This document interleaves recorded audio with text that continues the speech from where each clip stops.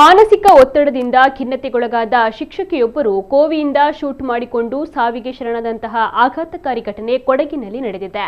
ಮೃತ ಶಿಕ್ಷಕಿಯನ್ನ 51 ವರ್ಷದ ರೋಹಿಣಿ ಎಯು ಎಂದು ಗುರುತಿಸಲಾಗಿದೆ. ಮಾನಸಿಕ ಒತ್ತಡದಿಂದ ಖಿನ್ನತೆಗೆ ಒಳಗಾಗಿದ್ದ ಶಿಕ್ಷಕಿ ತಮ್ಮ ನಿವಾಸದಲ್ಲಿ ಗುಂಡು ಹಾರಿಸಿಕೊಂಡು ಸಾವಿಗೆ ಶರಣಾಗಿದ್ದಾರೆ. ಮನೆಯಲ್ಲಿ ಎಲ್ಲರೂ ಮಲಗಿದ್ದ ವೇಳೆ ಮುಂಜಾನೆ 5 ಗಂಟೆ ಸುಮಾರಿಗೆ ಅವರು ಗುಂಡು ಹಾರಿಸಿಕೊಂಡು ಸಾವಿಗೆ ಶರಣಾಗಿದ್ದಾರೆ. ತಮ್ಮ ಮನೆಯಲ್ಲಿದ್ದ ಕೋವಿಯಿಂದಲೇ ಗುಂಡು ಹಾರಿಸಿಕೊಂಡು ಜೀವಾಂತ್ಯಗೊಳಿಸಿದ್ದಾರೆ. ಭಾಗಮಂಡಲ ಪೊಲೀಸ್ ಠಾಣೆಯಲ್ಲಿ ಈ ಬಗ್ಗೆ ಪ್ರಕರಣ ದಾಖಲಾಗಿದೆ.